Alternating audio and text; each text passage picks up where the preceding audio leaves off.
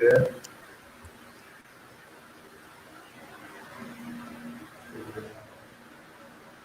Estamos ao vivo. Olá, boa noite a todos os participantes, a todos os ouvintes que estão nos ouvindo agora. Vamos começar agora a nossa quarta live, de título A Importância das Alterações Sensoriais na Detecção da Covid. Essa live ela é em parceria com o Programa de Psicologia Social e o Programa de Neurociência e Comportamento, PPGNEC. Para a live de hoje, nós teremos duas ações desenvolvidas pelo professor Natanael Antônio, que é líder do Laboratório de Percepção em Neurociências e Comportamento, o LPNEC. Né? Teremos também Michael Jackson de Oliveira de Andrade, professor efetivo da UENG, da Universidade Estadual de Minas Gerais, né, doutor em Psicologia pela UFPB. Teremos o professor também, doutor Givago da Silva, doutor em Neurociências e professor associado da Universidade Federal do Pará, a UFPA.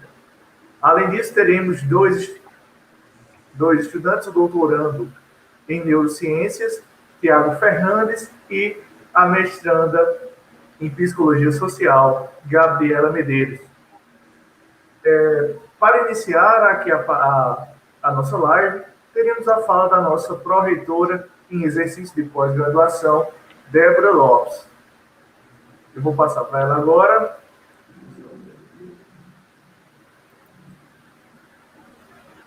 Pronto, Débora. Olá. Obrigada, Emerson. Olá, boa noite a todos. Espero que estejam seguros, com saúde, estejam todos tomando os cuidados necessários. Enfrentamos um momento muito difícil, complexo, e diria até que obscuro, né, com relação à Covid. E o importante nesse momento é nos cuidarmos e cuidarmos do próximo. Com muita satisfação que nos encontramos novamente aqui para trazer debates de interesse de nossa comunidade.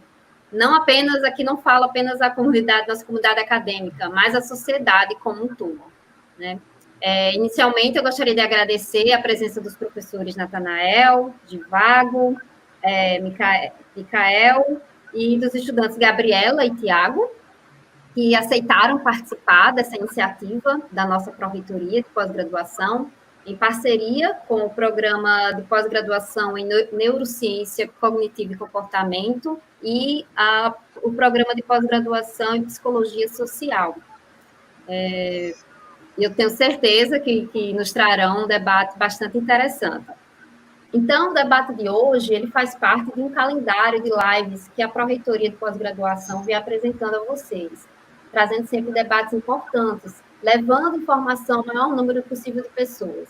Então, eu queria destacar aqui hoje que, além dos estudos, das atividades da pós-graduação em si e da UFPB, de uma maneira geral, que citamos na nossa última live, a exemplo, vamos relembrar aqui, a exemplo da fabricação de respiradores de baixo custo, ou respiradores portáteis, fabricação e distribuição de álcool em gel, utilização de laboratórios para detectar, né, exames da Covid, entre tantas outras atividades, a PRPG vem apresentar para vocês todo um calendário de lives, de debates, de seminários virtuais que tratam de temas atuais e de extrema importância para o momento que vivemos.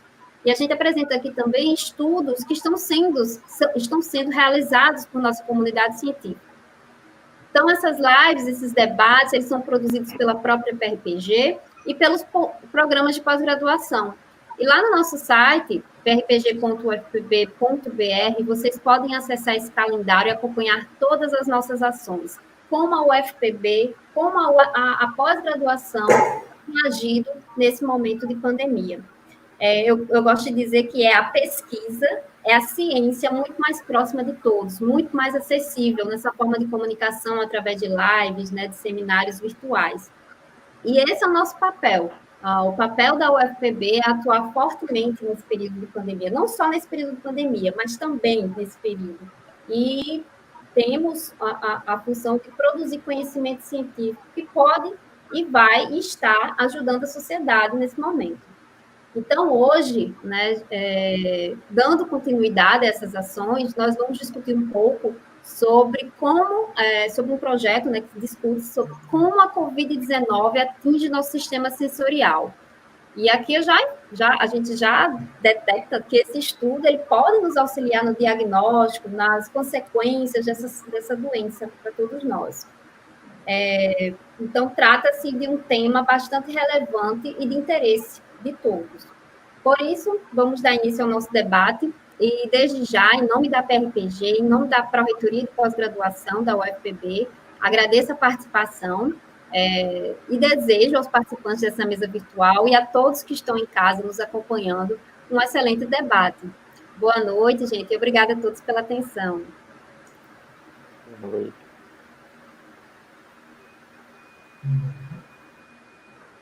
Então, para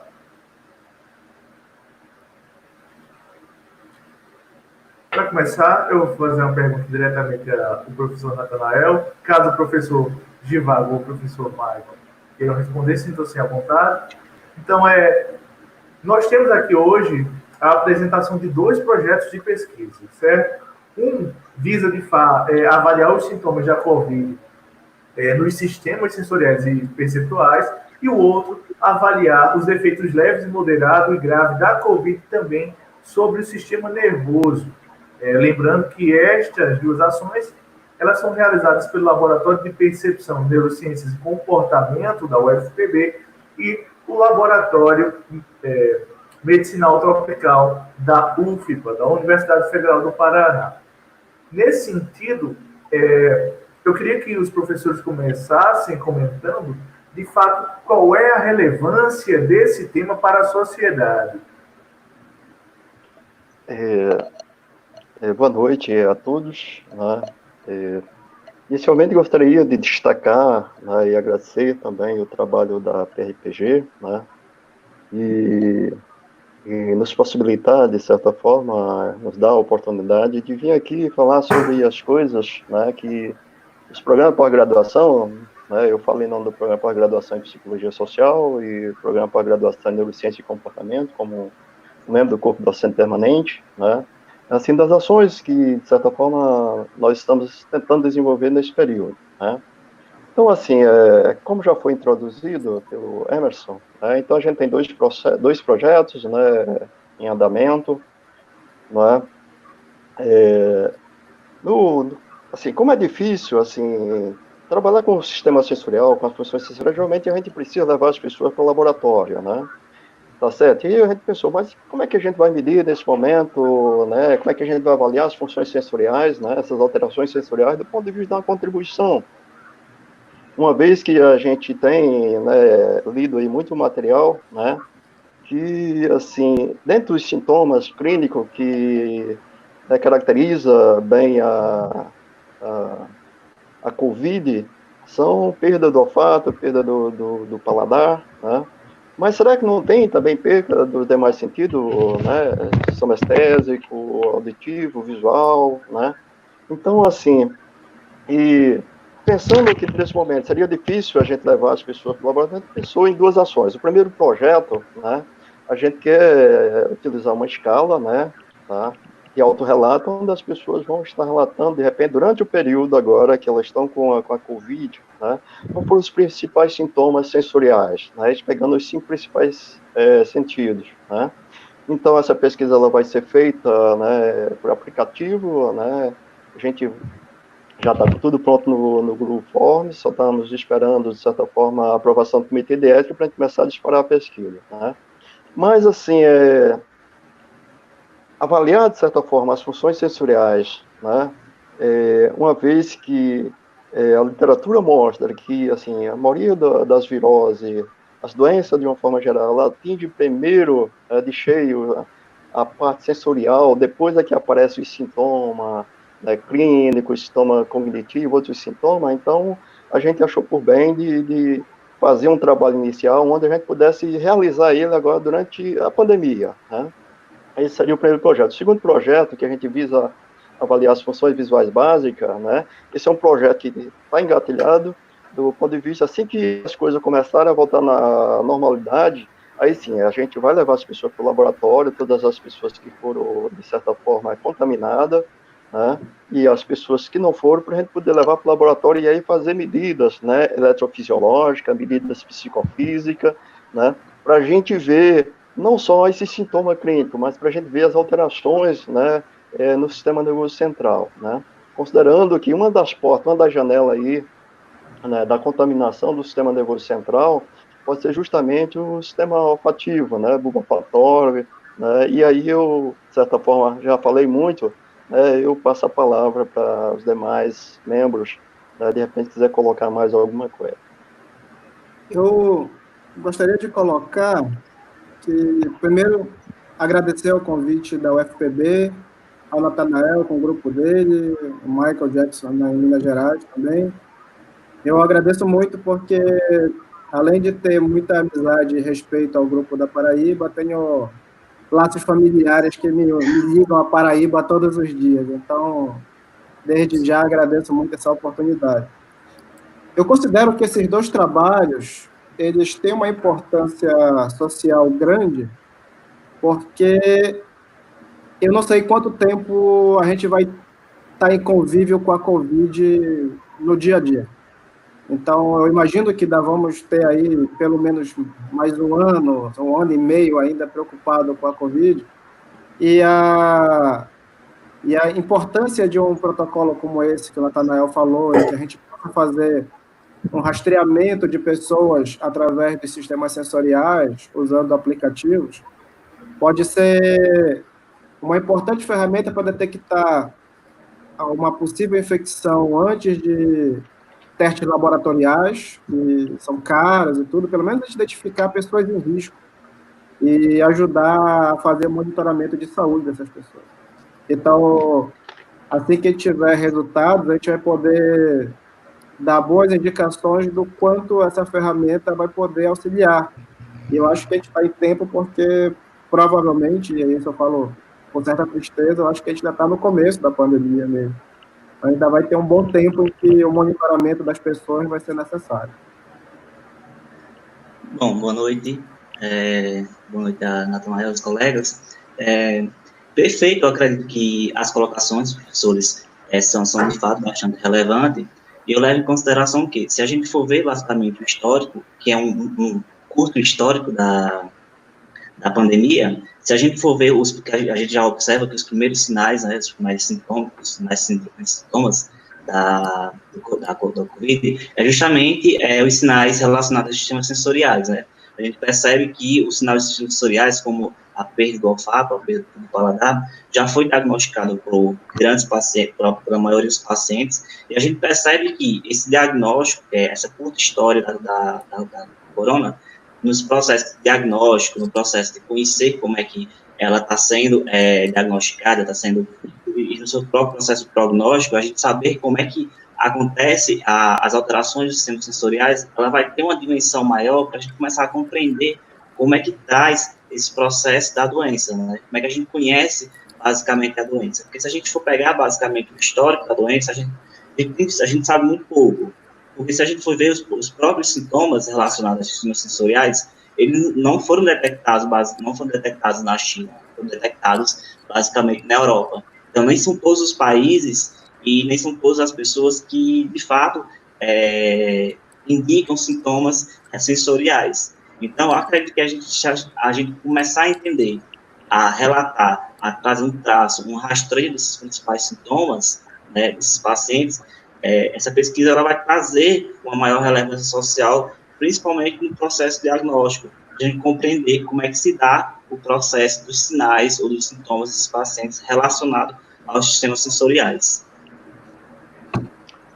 Eu tive, só acrescentando uma informação, eu tive o prazer de, assim, prazer entre aspas, né? Eu tive a oportunidade de ler um trabalho, né, de uma pesquisa feita na Universidade da Califórnia, né? Onde eles pegaram várias pessoas com sintoma de gripe, né? E aí eles testaram todo mundo com a Covid, né? E observaram que as pessoas que apresentavam, por exemplo, sintomas sensoriais, como perda de paladar e perda de olfato, tinham 10 vezes mais chance de estar com a Covid. Então, assim, Então, a pesquisa dessa natureza, à medida que a gente detecta quais são os sintomas sensoriais e perceptuais, né, relacionados à COVID, né, então essas pessoas elas podem ir para o isolamento, né, e receber um tratamento especializado, né, antes mesmo de ela sair por aí propagando o vírus, né. Então, assim, antes mesmo de fazer o teste, né. Por quê? Porque se existe uma relação que a probabilidade de alguém estar é 10 vezes maior de alguém que está com a virose, mas que tem alterações olfativas, né, e no paladar, tem 10 vezes mais chance de estar com a COVID do que uma pessoa que não tem essas alterações sensoriais, então isso é um bom indicativo, né, tá certo? Isso reforça mais ainda, né, a envergadura, né, da gente desenvolver uma pesquisa dessa natureza. Existe uma questão, Natanael, que vale a pena chamar muita atenção, porque nesses 3, 4 meses aí que a gente teve declarada a pandemia e tantas pesquisas foram feitas, é que cada vez mais se acha que a fase de transmissão da Covid, ela ocorre nos primeiros dias. Então, os primeiros 5, 6 dias ali, ou então alguns dias antes do primeiro sintoma, até os primeiros dias depois do primeiro sintoma, é nesse período que é o risco, na verdade. Então, nessa fase de início da doença, você tem pouquíssimos sinais de alteração, a não ser os sinais sensoriais. Então, aparentemente, alguns sinais são bem inespecíficos, mas um desses sinais inespecíficos são muito, na verdade, frequentes na COVID, são sinais de olfação e gustação. Então, uma ferramenta como essa, dando bons resultados, a gente pode agir no momento que o controle de isolamento social é mais importante, que é na fase de transmissão da doença, nos primeiros dias da doença. Nessa linha que o professor Givago coloca, fica muito claro a gente perceber nessa discussão atual da doença, que é justamente a relação do que é pré-sintomático e do que é assintomático, né? E é justamente esses primeiros sinais sensoriais que alguns estudos já apontam que a partir do terceiro, quarto dia, os sintomas e a perda do olfato, a perda do paladar, já pode ser um indicativo de um possível sintoma da COVID. E, teoricamente, como colocado pelo professor Givago, se no terceiro, quarto dia o sujeito já começa a apresentar alguns sinais relacionado à perda do olfato, então isso já pode ser um traço a gente começar a perceber do próprio isolamento social do sujeito, né? Pela perda do seu olfato, e não necessariamente por sintomas posteriores, como a febre, ou a tosse, ou a dor no corpo, né? Sinais iniciais, como os primeiros sinais sensoriais de perda de olfato, paladar, já pode ser considerado como pré-sintomáticos para esse sujeito. E uma coisa... Fala, Thiago. Falou? Talvez uma das perguntas principais sejam qual a importância dos sistemas sensoriais. Se a gente parar para pensar um pouco na visão, só relatando a visão, cerca de 70% a 80% do que a gente processa de fora, do estímulo de fora, tem alguma relação com aspectos visuais. Claro que a gente considera também que os outros sentidos, a visão, além da visão, também são importantes. Mas por quê? Porque os sistemas sensoriais são, de alguma forma, uma porta de entrada para a cognição. Então, além de servir como uma forma de prognóstico, talvez de indicar, vamos monitorar você durante um bom tempo para ver se você vai ter algum prejuízo além da visão, a gente consegue perceber, em alguns estudos, que a visão e os outros sistemas sensoriais servem como uma forma de entender o processamento cognitivo. Então, a gente pode perceber nessas pessoas, é um dos nossos interesses, se depois de um tempo, longitudinalmente, a COVID vai afetar não só a parte sensorial, mas a parte cognitiva também. Então, essa é uma das informações que a gente precisa mostrar para a sociedade, além de tudo isso que já foi falado. A importância do estudo do sistema sensorial para a compreensão holística de como funciona o nosso encéfalo. Entendido. Nesse sentido de impacto, de fato, no sistema sensorial, quais são as possíveis hipóteses que um vírus como o coronavírus poderia, de fato, engatar em pessoas que fossem viesse a contrair o vírus. Dentre as pesquisas que você já tem visto, que você tem feito, quais são os possíveis impactos no sistema sensorial e, pós isso, como poderia deixar, sei, algo como sequelas? Como é que vocês veem isso dentro da pesquisa? Tem duas coisas aí, assim, que interessam. Primeira coisa, né, à medida que a gente mapear esses sintomas sensoriais, né, aspecto positivo é que a pessoa não precisa de um diagnóstico para ela se isolar. Ó, se ela está com um sintoma da gripe, ainda tem perda de olfato, né, perda de paladar, né, e tem, de repente, o olho, né, começa a aparecer assim como se tivesse, né, a secreção auditiva, algum tipo. Então, assim, isso, ela por si só, ela já pode se isolar. Ela não precisa, né, depois o que ela pode fazer, depende dos sintomas, é só isso, de certa forma, né, a unidade onde faz o teste e testar. Até porque, assim, a gente sabe que no Brasil existe uma carência de teste, né, por N motivo, N dificuldade, né, tá certo? E, então, assim, nas dificuldades que nós temos em relação ao teste, a pessoa já pode se isolar, né? Em relação a essas alterações, né, considerando, assim, que a primeira onda de alterações, ela vem do ponto de vista sensorial, só depois, né, que o sistema sensorial é alterado, é que o indivíduo vai sentir, de certa forma, os prejuízos, né? Embora, assim, conforme já foi falado, né, não tem certeza ainda como ou seja, quais são essas alterações, como é que eu posso falar, neurofisiológica no sistema nervoso central. Tanto, ou seja, não só neurofisiológica, pensando do ponto de vista funcional, mas morfológica, as alterações nas estruturas celulares, isso de coisa, né? Então, pesquisa dessa natureza, né, então, assim, a gente não tem uma hipótese ainda formulada. Sabe-se que estudo com cadáver, né, em outras famílias do coronavírus, né, depois do indivíduo morto, foram atrás e encontraram, de repente, resquício, né, do RNA lá no sistema nervoso, né? Mas, assim, não foi feito estudo para, de certa forma, detectar que tipo de alterações cognitivas.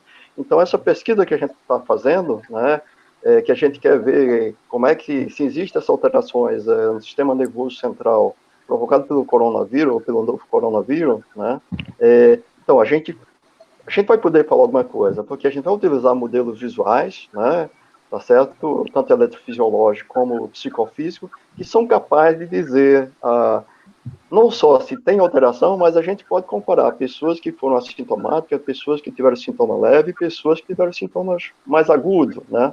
Tá certo? E ver, porque pode ser que de repente tenha alteração, né? E talvez seja isso que a gente espera enquanto hipótese.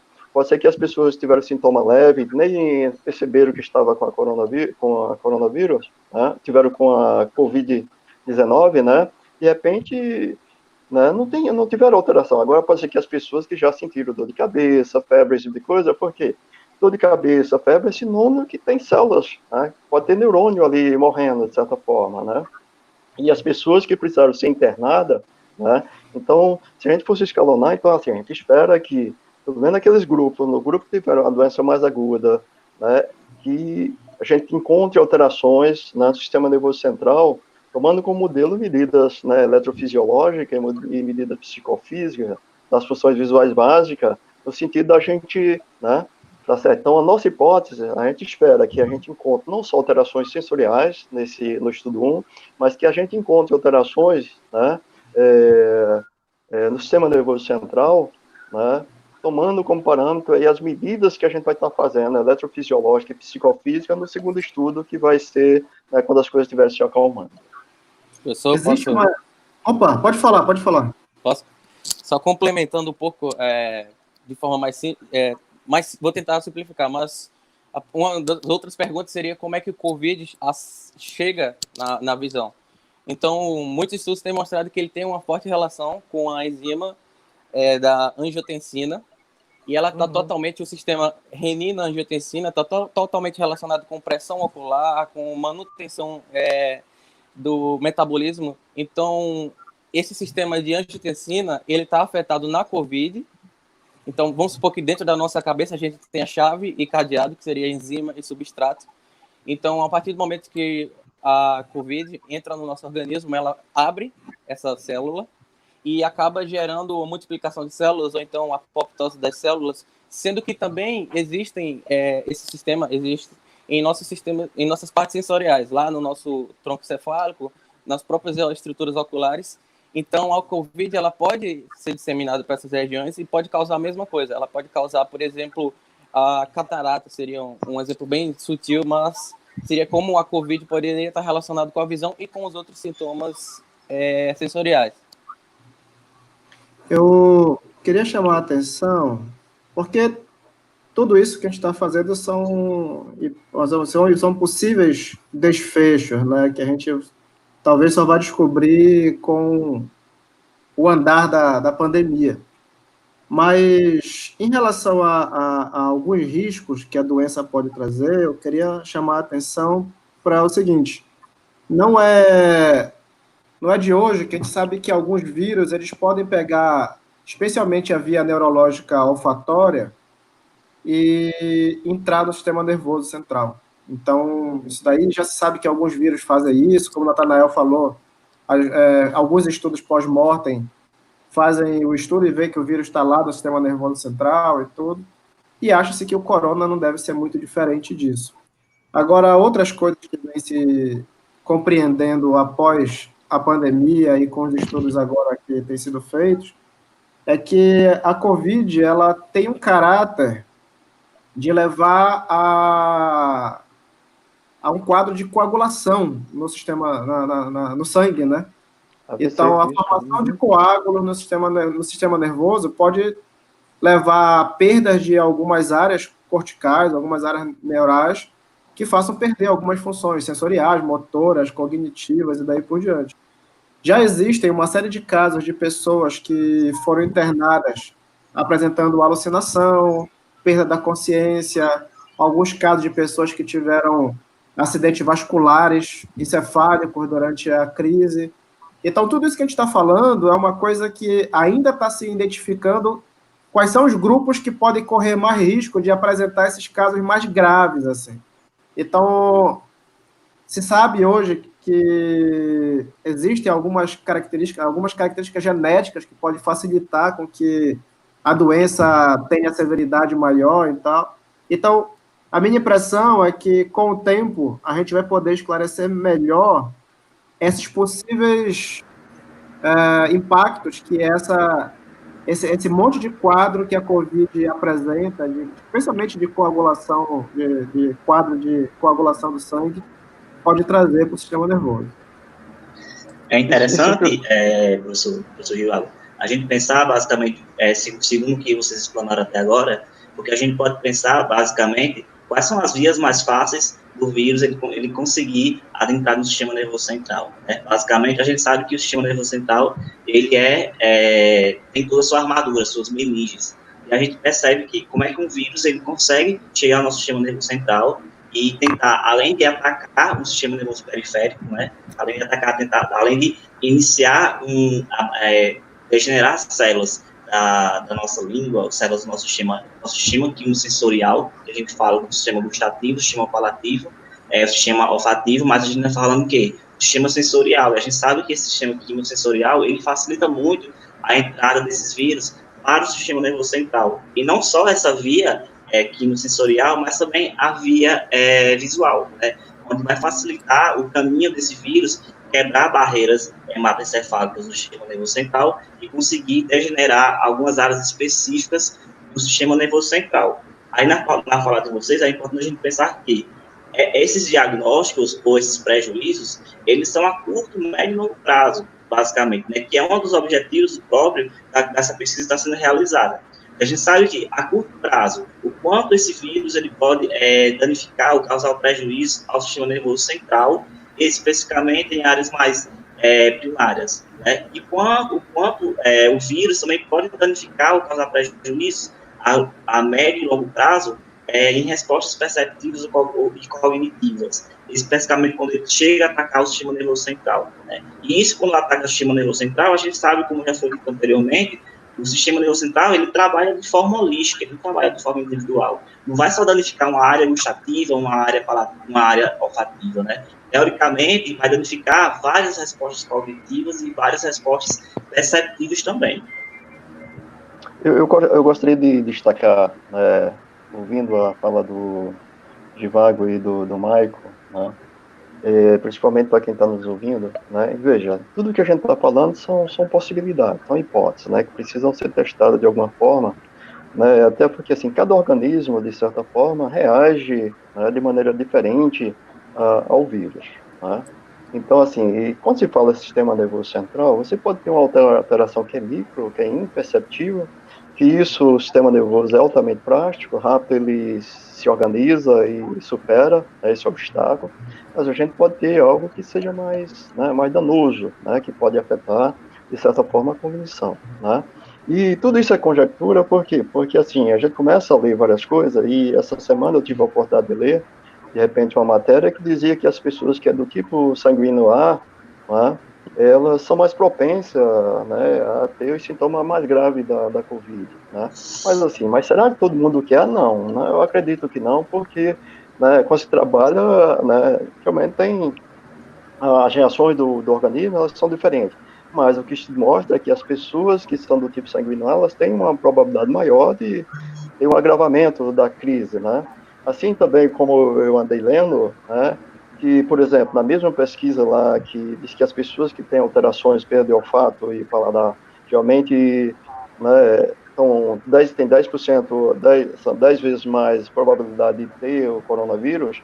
Da mesma forma, esse estudo também mostrava que as pessoas que têm alteração no olfato e no paladar, elas se recuperam mais rápido, né? Mas assim, mas tudo isso são hipóteses, né? Porque a gente não pode pegar todo mundo, para isso que estudo precisa ser feito, pesquisa precisa ser desenvolvida. Daí o nosso objetivo, né?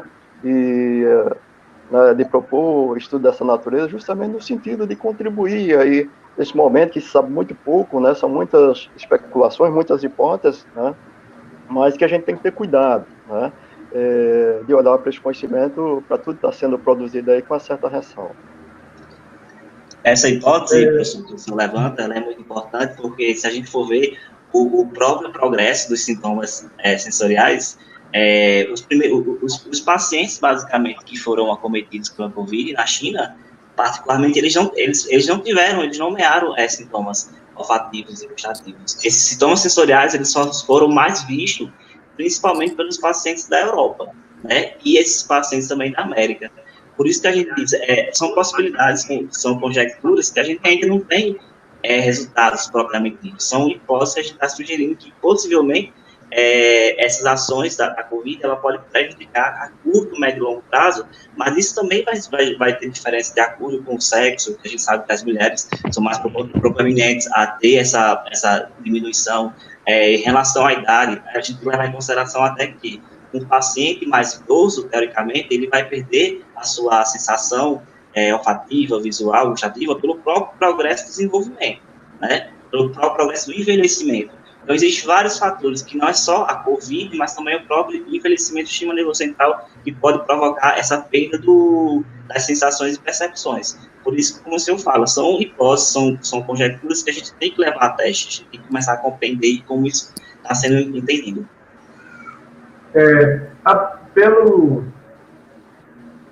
Nesse sentido, qual seria a partir do aumento desse recorte, de uma maior especificação nessas triagens, a partir da identificação dessa pesquisa, como isso se daria um impacto possível no sistema de saúde, nos sistemas de saúde? Isso, assim, as contribuições para o sistema de saúde, para os profissionais, assim, para os pesquisadores de uma forma geral, é muito importante, porque à medida que a gente encontra dados, né, resultados, e esses resultados são sistemáticos, né, por isso que a gente vai precisar ter uma amostra, né, consistente, né, a gente precisa cuidar de todo o procedimento para poder a gente ter resultado que realmente sejam sistemáticos, né, e objetivo. Então, à medida que a gente tiver esses resultados, né, que a gente, né, apresentar esses resultados, não só assim nos eventos, prováveis eventos, mas divulgar em revistas científicas, né, com bom fator de impacto e aberta, né, acesso aberto, então, as pessoas vão poder consultar e vão poder, de certa forma, ter parâmetros, né, porque no momento, né, um tratamento com o coronavírus é justamente o quê? O isolamento social, né? Pelo menos segundo, né, a Organização Mundial de Saúde, as recomendações, né, da Secretaria de Saúde e do mundo inteiro, né? Tá certo? Então, à medida que a gente consegue mapear sintomas típicos, à medida que a gente consegue mapear essas alterações, e quanto mais cedo a gente mapear isso, né, tá certo? Melhor a intervenção, né, o prognóstico, a qualidade de vida, né, e menos danoso vai ser para a população de uma forma geral. Então, assim, então as contribuições... Pois não? Não, pode falar, Natanael, pode terminar, desculpa. Não, pode, pode ir, né? Existe uma coisa que nessa proposta que o grupo está levantando, que eu considero assim de um impacto social muito grande, é que o questionário que vai ser levantado é um questionário extremamente simples, onde a gente busca fazer isso através de um formulário na internet, mas pode ser convertido num formulário impresso no papel, para que isso seja aplicado nos mais distantes locais do país. A gente sabe que o Brasil é um país cheio de desigualdades, que tem locais que tem tomografia computadorizada, a PCR real-time para fazer os diagnósticos, a ELISA para fazer diagnóstico imunológico, mas a gente também sabe que tem locais que mal tem o médico. Então, a sugestão de protocolos baratos e com um grau de acurácia na identificação de possíveis casos de Covid pode ser uma ferramenta muito importante, especialmente para os mais pobres. Isso. Porque se a gente for observar, basicamente, a dimensionalidade da Covid, ela é uma dimensionalidade de saúde pública, né? E por ser saúde pública, a gente sabe, teoricamente, que nem todo mundo tem acesso a vários sistemas de saúde. E se a gente poder desenvolver uma pesquisa, desenvolver um estudo, basicamente, através de um questionário, de uma escala, onde esse estudo, essa escala, possa facilitar um diagnóstico a partir dos sinais que o paciente apresenta, então ela tem uma representação socioclínica, basicamente, de relevância social enorme.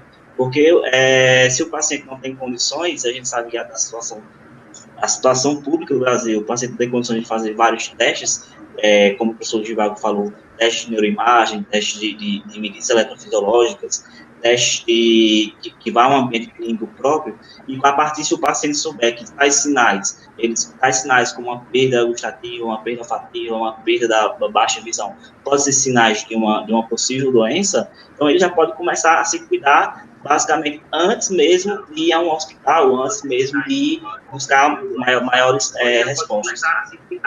Basicamente, antes mesmo de ir a um hospital, antes mesmo de ir buscar maiores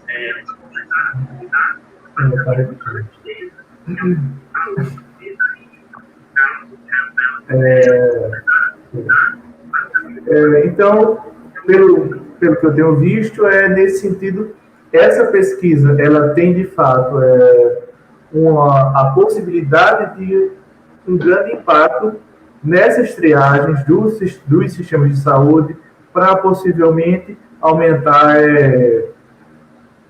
a probabilidade de sobrevivência, porque a partir do momento que você identifica determinados pacientes que já tem um maior grau por conta desses sinais também sensoriais, você consegue efetuar uma fila de triagem mais efetiva para poder contribuir, assim, para casos que seriam mais preocupantes e com probabilidades menores de sobrevivência, né? Auxilia, de fato, nessa perspectiva no sistema de saúde. Então, nesse sentido, como é que vocês têm visto a procura de parcerias e de realização de ações em loco nessa área de psicologia social e neurociência? Como é que vocês têm se articulado também com outros parceiros, seja a nível internacional, a nível nacional? Veja, assim, a pesquisa, né, ela geralmente nasce aí no seio dos programas da pós-graduação, que é quem faz pesquisa, né, desenvolve pesquisa de qualidade no nosso país, né, a partir de ações aí junto com os alunos da graduação, extensão, né? Aluno da graduação de iniciação científica e extensão, né? Aluno de mestrado, doutorado, né? Mas isso, assim, a gente não faz nada sozinho, né? O pesquisador, foi o tempo que o pesquisador ficar em seu laboratório sozinho, né? Eu acho que daí até, de repente, o boom da neurociência, né? Porque a neurociência, ela permite a gente juntar pessoas, né, de áreas, às vezes, muito diferentes, né, da nossa, mas que, às vezes, tem um pensamento comum que converge com algum aspecto do conhecimento, né? Então, uma pesquisa dessa natureza, né, do ponto de vista local da universidade, a gente, né, ou seja, esse projeto, até a gente chegar aqui, até chegar no comitê de ética, então passa pelo grupo, né, que a gente vai recrutando outras pessoas, está aberto ainda a iniciativa de alunos da graduação, né, à medida que a coisa começar, então, assim, está aberto a iniciativa de outras pessoas, né, não só da comunidade acadêmica, mas de fora da comunidade acadêmica, passa pela direção do centro, porque é quem assina, de repente, a folha de rosto, que vai para o comitê de ética, né, tá certo? Passa pelo colégio de departamento, e, assim, fora as parcerias, né, que a gente tem que buscar. Por exemplo, né, através do Tiago, a gente até está em contato, né, parece que é com o Geórgia, né, professor Geórgia da Índia, né, porque a Índia também está tendo um número de casos muito grande, né, mas assim, mas independente, né, dessas parcerias, a gente tem que dar o pontapé inicial e a partir daí ir agariando, porque a ideia da pesquisa em si é que a gente pegue pessoas de todo o país, né, de todas as regiões, né, porque, assim, pode ser que tenha mudanças ou sutileza, de repente, a gente tem notado isso, de repente o índice de mortalidade, por exemplo, na região norte está maior do que, de repente, no sul, né, então, assim, pode ser que tenha algumas sutilezas e a gente precisa. Então, o ideal é que a gente não só desenvolva, encontre outros parceiros, né, nós estamos abertos a outras parcerias, né, não só com o Givago lá no Pará, mas com o Michael em Minas Gerais, mas a gente está tentando outras parcerias, inclusive internacionais, para que a gente, assim, isso dê mais robustez, de repente, aos protocolos, né, clínicos que a pesquisa dessa natureza pode dar, porque a gente quer criar protocolo que ajude os profissionais da área de saúde de uma forma geral, mas quanto mais informações a gente tiver de regiões diferentes, informações, né, que envolva países diferentes, né, estados diferentes, então a gente vai poder, de certa forma, ter resultados, né, mais robustos, resultado, né, que tem assim uma envergadura, né, que vai dar respaldar, de repente, o protocolo que a gente pretende criar.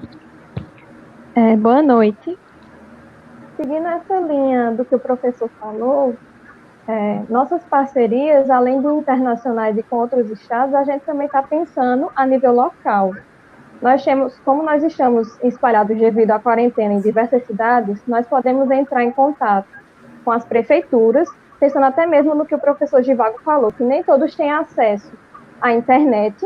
Nós poderíamos fechar parcerias com as prefeituras para que eles nos auxiliem também na aplicação desse questionário, porque é um questionário muito simples que pode ser impresso e aplicado por qualquer profissional. Porque nossa pesquisa ela vai ser divulgada inicialmente no meio digital, através da nossa página no Instagram, através da página da UFPB, mas nós queremos alcançar o maior número possível de pessoas. Eu tenho uma coisa também a colocar, que em relação às vezes, quem está de fora da universidade pode estar pensando assim, agora é uma grande oportunidade para as pessoas fazerem pesquisas e tudo, mas vale aqui chamar a atenção que tem sido um grande desafio desenhar projetos científicos a partir de casa, ou seja, a gente não está na universidade, contando com pouquíssimo recurso, porque a gente não pode levar as pessoas para a universidade também, as pessoas que ficam doentes vão ficar em casa, a lembrar que a gente mantém o isolamento social, e sem falar que não só as pessoas, mas os cientistas, como pessoas que são, também vão ficando doentes. Enfim, a rede de preocupação é grande que a gente tem aí. Então, esses contatos que a gente tem entre a gente, no meu caso, com o Natanael e com outros colegas, não só do Brasil como do exterior, exige da gente uma série de conversas e planejamentos e pensar em metodologias que possam chegar até as pessoas sem que dificulte a colheita dos dados, E isso, para a gente, é uma tarefa que tem sido extremamente atenta, né, preocupante, e a gente espera que, com esse cuidado todo, a gente consiga obter bons resultados. Por isso que eu gostaria de acrescentar nessa linha do que está sendo mencionado, né, que assim, o grupo está aberto a pessoas profissionais da área da saúde ou de áreas afins que, né, queira participar, queira colaborar, né, até porque a gente precisa de parcerias, né, parcerias, de repente, para acessar, de repente, a Defesa Civil, quem sabe, né, para disparar, de repente, o link, né, para que as pessoas que tiverem com coronavírus possam responder a pesquisa, possam participar, né, então, assim, é como eu falei, a gente não dá para fazer pesquisa, né, ciência sozinho, né, a gente precisa não só do conhecimento cumulativo, mas precisamos de parceria, de pessoas que, de certa forma, possa colaborar de alguma forma. Então, o grupo está aberto, embora a gente esteja aí, né, seguindo a linha do que o falou, a Gabriela, né, tá certo? Nós estamos aí abertos a parcerias, né, então, né, quem tiver interesse e quiser participar, quiser juntar o grupo, né, opa, estamos aqui.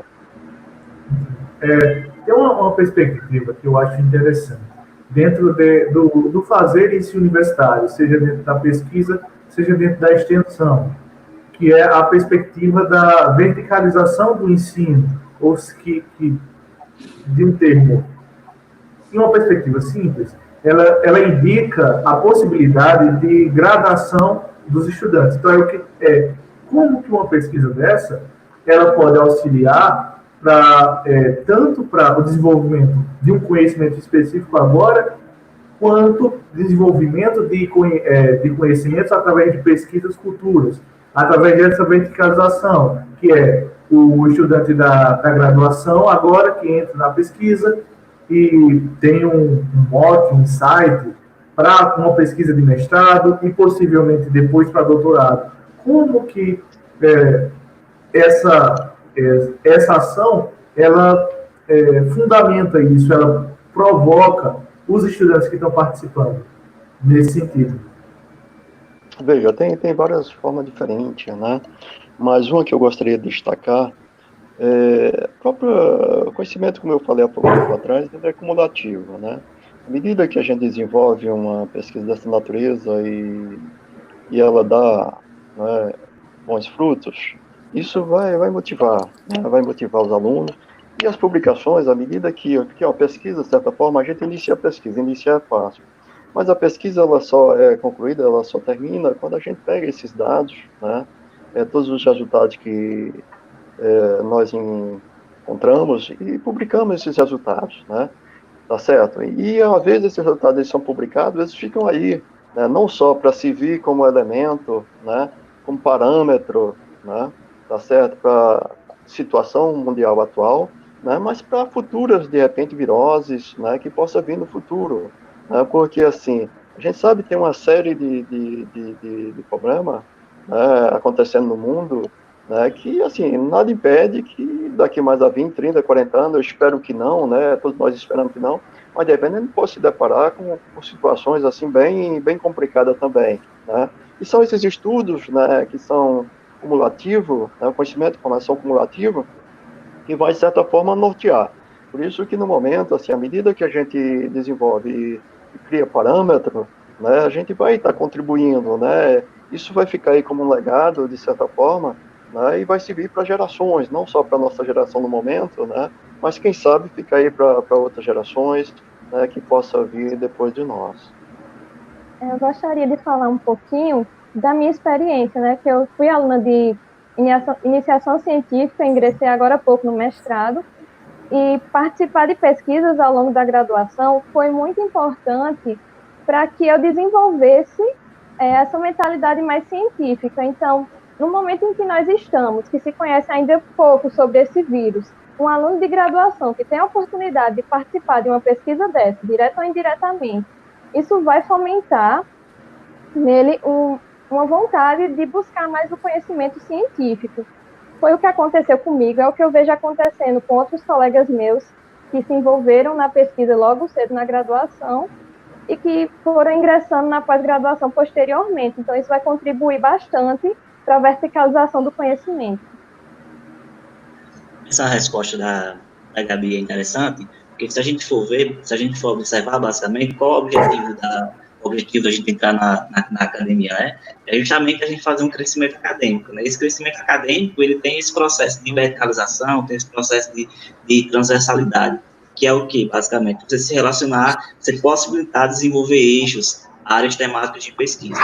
E quando a gente faz um estudo desse, por exemplo, que tem uma relação de alunos de graduação, alunos de pós-graduação, relacionando laboratório de pesquisa, laboratório da Universidade Federal da Paraíba, laboratório da Universidade Federal do Pará, laboratório da Universidade Federal de Minas Gerais, a gente consegue perceber que esse processo de verticalização, ele possibilita a alunos, desde um processo técnico-científico, onde a gente relaciona pesquisa, extensão, ensino, a desenvolver ideias, a possibilitar a ele desenvolver esse caminho acadêmico que é necessário para a gente poder tomar ideias. Né? E tomar ideias, ela não depende só de uma situação, ela depende muito do próprio desenvolvimento, do próprio desenvolvimento de verticalização do estudante dentro da academia. Né? Queria só colocar uma coisa que, na verdade, esse processo de verticalização do conhecimento sendo formado do aluno da graduação até chegar ao professor, passando pelos alunos da pós-graduação, ele é um processo que aqui vale lembrar, a universidade brasileira, especialmente a universidade pública, ela já vem fazendo com muito sucesso ao longo dos anos, tá? Não é de graça aqui, eu sou o externo ao grupo, mas aqui a gente tem o Natanael, o Michael Jackson Andrade, que foi aluno do Natanael durante a pós-graduação e hoje é professor em Minas Gerais. A gente tem 2 alunos de pós-graduação, um de doutorado, um de mestrado. Então, essa é uma tarefa que eu realmente defendo, que a universidade pública brasileira, ela é muito boa. A grande diferença no atual momento é que o aluno está tendo a chance de fazer um trabalho com o principal assunto do dia. Então, todo dia a gente está escutando falar de Covid, de manhã até a hora de dormir. Então, esse é um cenário diferente. E aí eu acho que aumenta a chance de debate, aumenta a chance de pessoas pensando em coisas diferentes. Então, meu adendo seria esse. Eu acho que é uma forma da gente potencializar esse processo de verticalização que a Universidade Pública Brasileira já faz há muito tempo.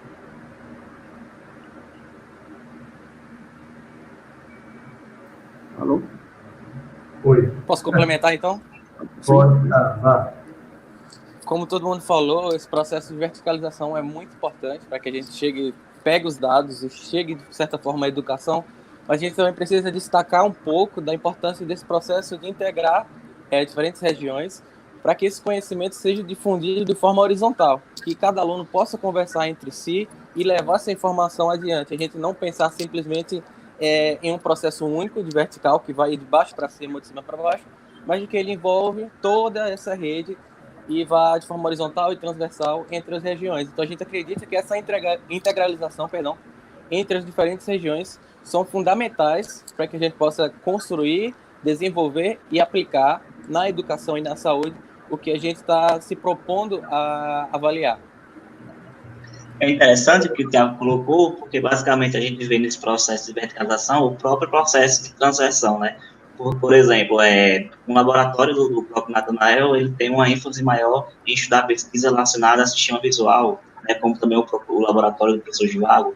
Outros laboratórios, eles têm por exemplo, o meu laboratório, ele tem uma ênfase maior em estudar efeitos de qualidade do sono, e como esses eixos temáticos, eles podem se congruir e formar uma medida de estudo maior, né, porque não é só, como o Thiago mesmo falou, é um processo de verticalização, onde permite laboratórios, onde permite um crescimento acadêmico de pessoas dentro da universidade, mas esse processo de verticalização também permite uma relação de eixos temáticos de pesquisa, onde a gente sabe que a ciência ela não é unitária, né? Ela só cresce quando o conhecimento ele se soma de vários fatores. Eu queria acrescentar mais uma coisinha só, né? Acho que vai complementar o que todo mundo falou. Assim, nós no momento, né, no Brasil e em várias partes do mundo, os alunos, de uma forma geral, não estão podendo ter aula presencial, né? todas as atividades, está sendo não presencial, por aplicativo, N aplicativo, né? Isso, de certa forma, principalmente considerando as nossas condições sociodemográficas, né? Pensando que nem todo mundo tem acesso à informação, então um projeto dessa natureza, né, ele pode, de certa forma, dar um norte à medida que a gente desenvolve o protocolo, né, onde as pessoas, né, a partir de sintomas, as pessoas se auto-isolam o quanto antes para não propagar o vírus, né? Então, isso, direto e indiretamente, pode fazer com que, de repente, a gente saia dessa situação, né? E a gente possa voltar a ter a atividade presencial, né?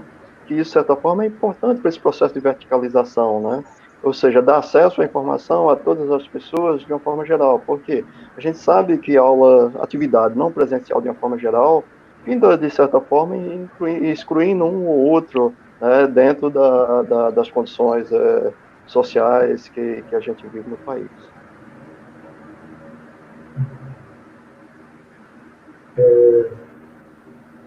Nessa perspectiva da transversalidade, entendendo que pelo menos o programa o PPG-NEC, ele é da área multidisciplinar. É como que uma ação dessa, ela articula diferentes áreas do conhecimento em si e também de diversas disciplinas, como é que há esse processo de transdisciplinaridade e interdisciplinaridade, ou intercetero. É isso. Veja, essa é uma questão interessante, né? Mas eu acho que não só o programa de neurociência, né, mas também o programa de pós-graduação em psicologia social, né, tem, né, aspectos transversais aí dentro dos programas de uma certa forma, né? Porque, assim, todas as áreas do conhecimento, de certa forma, se comunicam com várias outras áreas, né? Naturalmente, isso na neurociência, mas, assim, dependendo de como se olha, pode até ser mais fácil de visualizar, porque você me fez pensar, de repente, quando eu estava na pós-graduação, logo no início, foi o primeiro programa de pós-graduação no país, na USP, né? E a ideia da neurociência era integrar, né? E eu lembro, quando eu estava na pós-graduação, a gente tinha que fazer, de repente, 4 módulos diferentes, em 4 áreas diferentes, para poder receber, de certa forma, esse perfil de neurocientista, digamos assim, né? Que era neuropsicologia, que era psicologia experimental, né? Neuroanatomia, neurofisiologia e psicofarmacologia, né? Então, assim, tudo começava, né, dentro do perfil do programa, você tinha que fazer disciplinas obrigatórias nesses 4 módulos, né, para poder você sair com conhecimento amplo, né, tá certo? E olhando para a neurociência hoje, né, hoje a neurociência está basicamente em tudo, né, então isso mostra que essa coisa, principalmente pensando no programa, né, na forma como ele foi montado, né, que envolve a linha de pesquisa básica, envolve a linha de pesquisa clínica e pré-clínica, justamente porque tem essa translação, né, entre a pesquisa básica, conhecimento básico que pode vir ser aplicado, né, e o conhecimento pré-clínico, que são as pesquisas feitas com animais e as pesquisas clínicas realizadas com humano, né, de certa forma, poder aplicar esses conceitos da pesquisa básica, né, e vice-versa, porque existe uma sinergia entre, né, essas formas de conhecimento. Então, isso é muito bacana, e esse foi justamente o perfil, né, e uma das coisas que norteou a criação do programa de pós-graduação em neurociência, né? Essa translação, de certa forma, o conhecimento vai não só da pesquisa básica para pré-clínica e clínica, mas a reciprocidade, de certa forma, entre essas formas de se fazer pesquisa.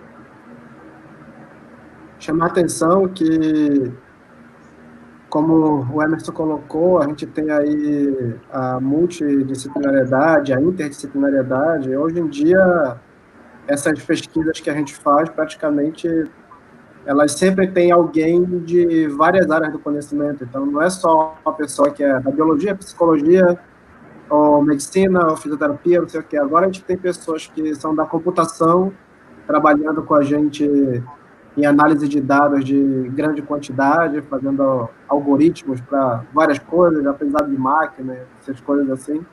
dependendo do estudo, agora tem pessoas de área de humanas, de filosofia, de sociologia trabalhando junto. Então, cada vez mais a gente tem tido a oportunidade de ver pessoas de diferentes áreas, que antigamente aqui no Pará a gente dizia que era CDCE-SH, né, Biológicas, Exatas e Humanas, e que estão interagindo para juntar o conhecimento em busca de algo comum, né, de um resultado que realmente leva impacto à população.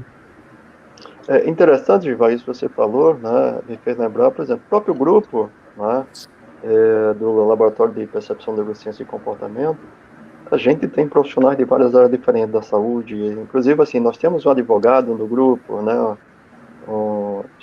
que antes de chegar no grupo e trabalhar com neurociência forense, né, ele trabalhava com direito criminal, esse tipo de coisa. Então, assim, né, a diversidade é muito grande, isso é muito importante para a formação, porque se alguém, de certa forma, que vem da fisioterapia, que vem da psicologia, que vem da medicina, que vem da ciências farmacêuticas, que vem do direito, né, que vem da pedagogia e começa a conversar entre si, né, isso é formidável, né, porque, né, é uma reciprocidade, é uma troca de conhecimento, né, então isso é muito importante. Inclusive no grupo, né, nós temos alunos de iniciação tecnológica, né, que é do curso de Engenharia da Computação, né, de Mangabeira, né, então, assim, desenvolvendo software, né, porque cada vez mais a gente precisa, né, de trabalhar online, a gente precisa de sistema, né, a gente precisa desenvolver software, né, para poder, né, fazer tudo aquilo que a gente quer da melhor forma possível, sem interferência, sem viés, né. Então, essa comunicação hoje entre as áreas, a física, a matemática, a ciência da computação, né, e as áreas da saúde, de uma forma geral, a pedagogia, né, então, assim, é formidável, né, então, isso foi um dos motivos que me instigou muito a trabalhar aí para as neurociências. A fala dos professores, elas são muito importantes, porque elas me levam a até filosofar um pouco, né, me leva à questão da ciência e da complexidade do Edgar Morin, porque ela leva um sentido de, uma pergunta colocada pelo Emerson, a transversalidade ou interdisciplinaridade não é basicamente quem faz a ciência, é quem faz o objeto, né, o objeto, o fenômeno de estudo. Se a gente pegar, como, por exemplo, a própria COVID, a COVID ela pode ser observada do ponto de vista bioquímico, do ponto de vista psicológico, do ponto de vista social, do ponto de vista comunitário.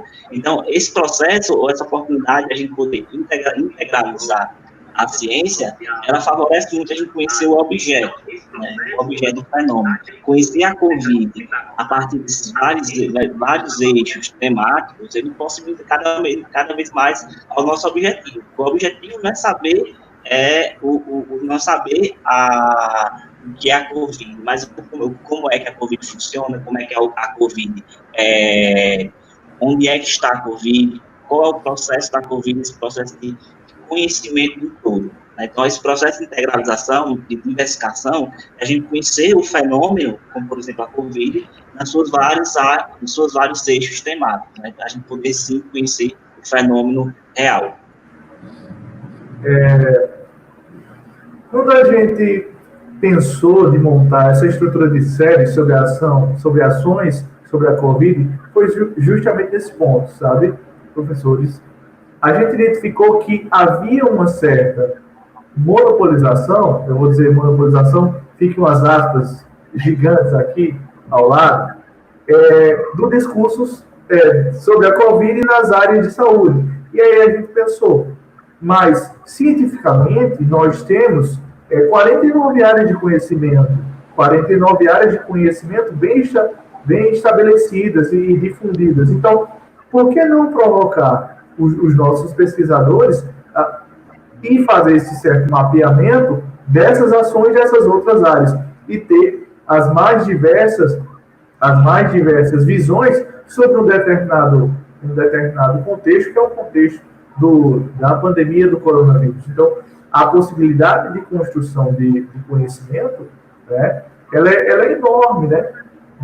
Nessa perspectiva, como, por exemplo, nós temos diferentes, desde a física, a saúde, desde a computação, a zootecnia. Então, nós temos, assim, N ações que têm sido desenvolvidas e que, né, têm enriquecido em muito as análises nesse sentido. Tem uma coisa legal disso que você falou, pensando, de repente, na própria natureza humana, né? O homem é um ser biopsicossocial, né? Então, assim, olhando para o coronavírus, né? Olha, esses profissionais, pode olhar o homem, né, enquanto um ser social, né, e essa associação com a vida, pode ser visto do ponto de vista social, pode ser visto do ponto de vista cognitivo, pode ser visto do ponto de vista comportamental, pode ser visto do ponto de vista biológico. Por quê? Para a gente entender exatamente, ou seja, qual o papel, né, quais são as consequências do coronavírus no comportamento. A gente tem que olhar para todas essas variáveis, né? E cada uma dessas variáveis, cada um desses fatores, vamos chamar assim, né, pode ser visto por N profissionais de área diferente. Então, isso é o que é interessante. Às vezes o que falta, né, às vezes é oportunidade, às vezes é uma sacada, é um insight para, de repente, desenvolver ações, né? E, às vezes, assim, situação que a gente está, como o Givaldo bem falou, é difícil você desenvolver pesquisa em isolamento social, né? Principalmente para nós, pesquisadores, né, que estamos acostumados a passar o dia no laboratório, né? Então, pensar em fazer pesquisa de casa, né, pensar em dar aula, assim, acostumado a ir lá, e para mim, por exemplo, que costumo dar aula sempre em pé, não sei dar aula sentado, então, assim, para mim são mudanças, são novidades, e às vezes demora um pouco, algumas pessoas se adaptam mais fácil a essas mudanças, outras pessoas não, então a gente tem que entender isso, né, mas, assim, eu acho que a doença, a pandemia que nós já estamos relacionado ao coronavírus, ela pode ser vista de vários ângulos diferentes, por vários flancos diferentes, né? Em tudo a partir de dados sistemáticos, né, com ferramentas bem interessantes e forma diferente de olhar para esse problema que nós estamos vivenciando.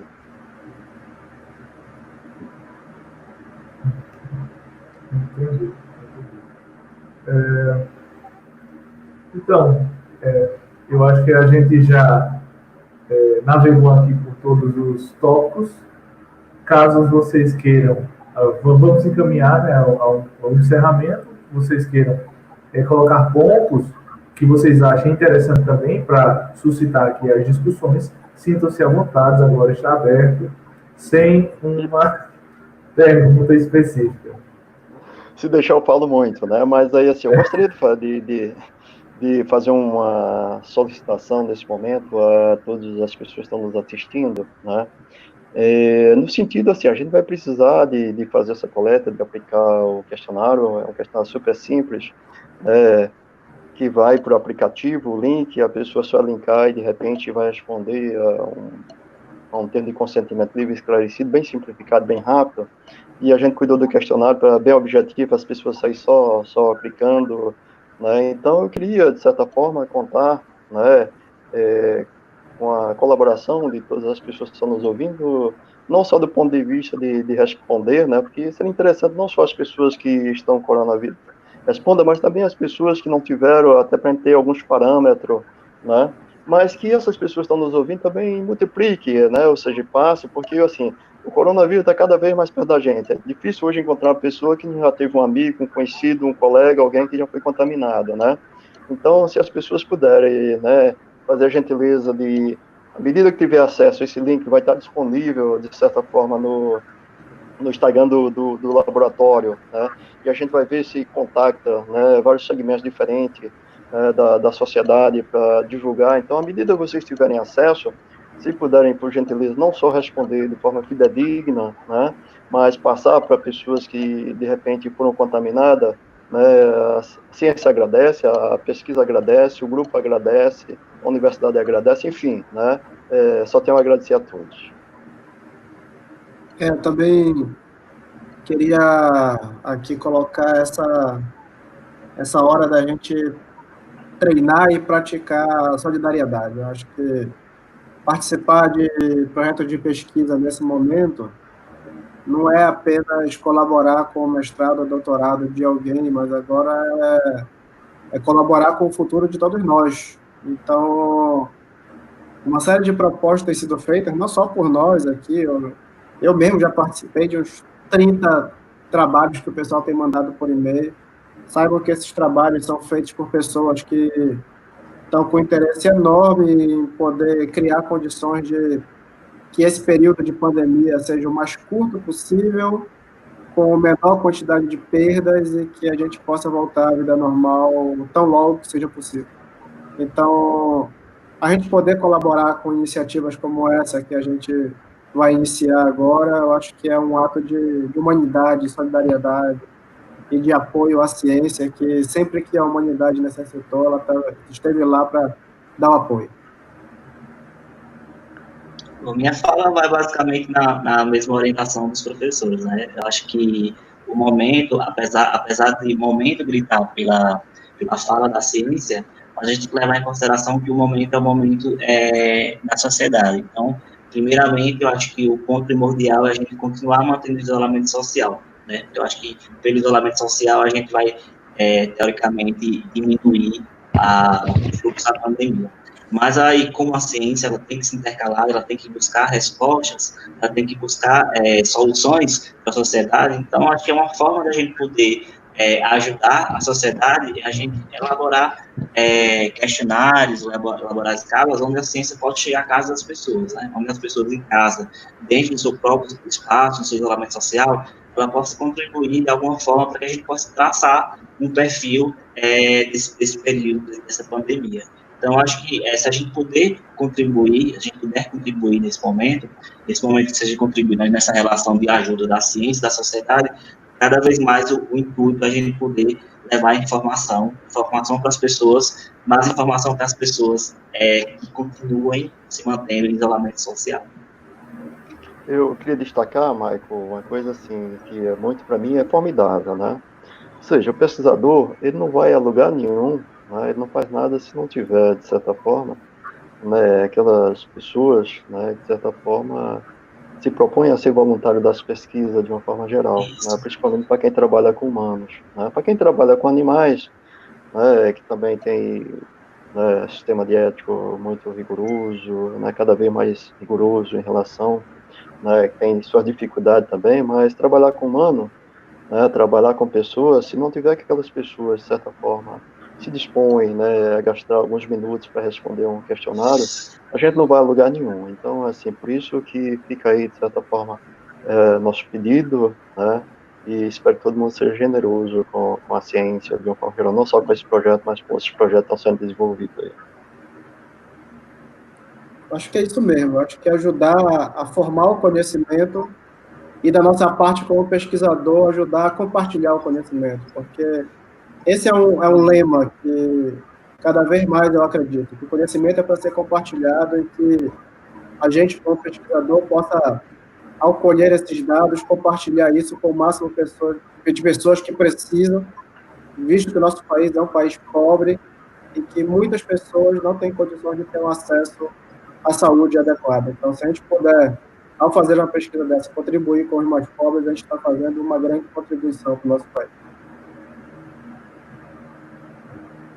Não só porque também, nesse sentido, a ciência ela fica eu diria assim, na base, na verdade, na base de um todo complexo e uma cadeia de ações, já porque a ciência ela vai dar embasamento para que os gestores públicos, tanto para as pessoas quanto para que os gestores públicos eles possam, através dessa análise de dados qualificada, que eles possam fazer, consequentemente, melhores ações. Então, ela de fato, ela contribui desde o criador de ações na sociedade, quanto ao próprio indivíduo. Então, nesse sentido, é importantíssimo a participação de todos. Então, pode nos enviar, quando estiver pronto o link, o questionário, que a gente caminha para toda a comunidade acadêmica. Tiago e Gabriel, alguma... Eu não estou escutando, Tiago.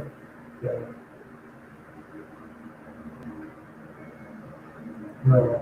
Fala, Tiago.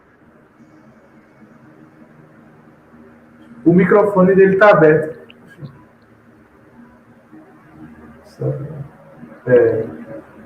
Tá. Pode falar, Gabriela, enquanto o Tiago vai se arrumando aqui. Tá certo. Então, como foi colocado pelos professores, né, é muito importante a contribuição da população nesse momento. E a pesquisa, ela vai estar chegando a pessoas que normalmente não chegaria na condução que a gente faz no laboratório, porque tem o deslocamento das pessoas, então vai abranger um número bem maior de pessoas, e vai estar contribuindo bastante para gerar conhecimento, especialmente que vai fomentar as ações públicas, especialmente no momento em que a gente vive numa onda de desinformação. As informações, às vezes, elas não chegam corretamente, às vezes chegam contrárias. Então, é muito importante a gente estar até mesmo tendo esse tipo de debate aqui para estar propagando o conhecimento também.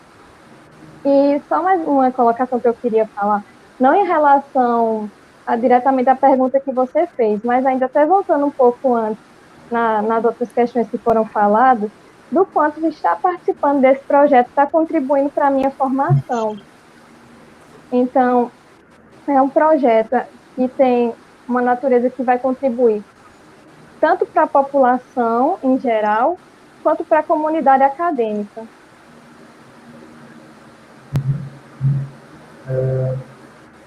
E agora? Agora tá, pode ir, Tiago. Não, só finalizando, agradecendo a todos. As falas que foram faladas ao longo dessa live foram muito importantes. De fato, ninguém faz ciência só. E a ciência é muito importante para que a gente comece a conhecer alguns fenômenos que ainda não são conhecidos. Então, como a Gabi falou, nessa onda de desinformação, esteja atento a sites, a blogs que tenham embasamento científico. Esse é um dos principais pilares para que a gente não passe informações erradas sobre determinadas coisas, para que a gente não faça interpretações erradas.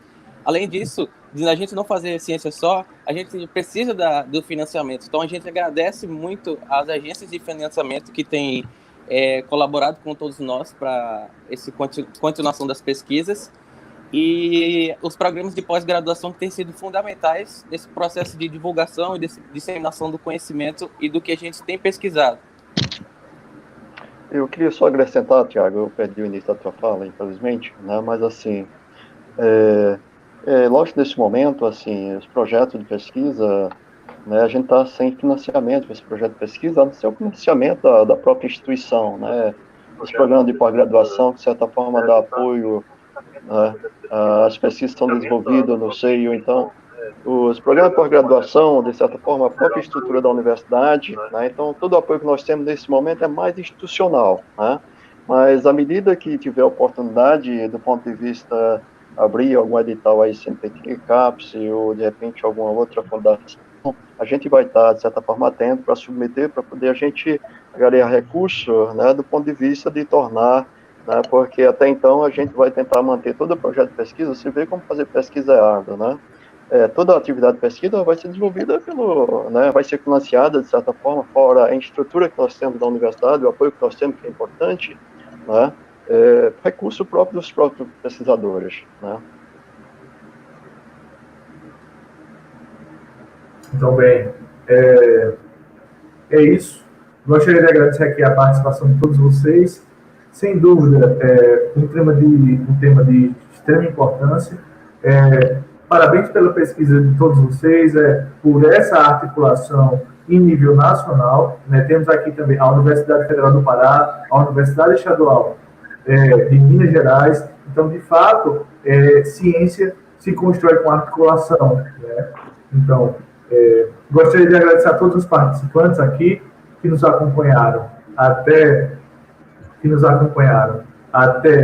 agora, e em nome da Pró-Reitoria de Pós-Graduação e da Universidade Federal da Paraíba, agradeço também e reiterar aqui o nosso compromisso com a divulgação de informações qualificadas, porque, de fato, em um momento onde nós temos esse obscurantismo e uma certa ode à ignorância, onde há uma ascensão do anti-intelectualismo, propor para a sociedade um debate qualificado, numa linguagem clara, objetiva, onde as pessoas possam, de qualquer nível de instrução, compreender o que está sendo disposto aqui. Então, eu acho que se faz muito relevante. Muito obrigado a todos e estamos abertos aí para novas lives, novos debates, novas discussões. Emerson, eu gostaria de te agradecer, né? Eu sei que tudo isso é promovido pela PRPG, né? Mas pelo contato desde o início e todo o teu empenho aí, de certa forma, fazer com que, de repente, né, todo esse processo tenha acontecido, viu? Muito obrigado.